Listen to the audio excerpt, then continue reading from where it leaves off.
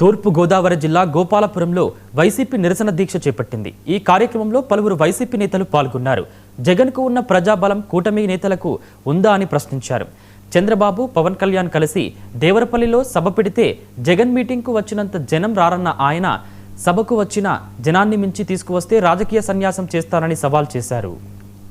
రాజీనామా చేయాలి. మన ఆంధ్రప్రదేశ్ రాష్ట్రంలో జరుగుతున్నటువంటి యొక్క దగా డిఎస్సికి వ్యతిరేకంగా మరి విద్యార్థులు జరుగుతున్నటువంటి నిరాహార దీక్షలందరికీ కూడా ఆ నిరాహార దీక్షలో పాల్గొన్నటువంటి విద్యార్థులందరికీ కూడా ముందుగా అభినందనలు తెలియజేసుకుంటూ ఉన్నాం. మరి మొన్న జరిగినటువంటి ఢిల్లీలో మరి భారతీయ జనతా పార్టీ ఆధ్వర్యంలో అభిషేక్ దీపక్ అనేటువంటి ఒక స్టూడెంట్ నాయకత్వంలో మరి ఎన్ని రోజులు అక్కడ నిరాహార దీక్షలు ధర్నాలు జరిగినాయో మనంతా కూడా చూసాం.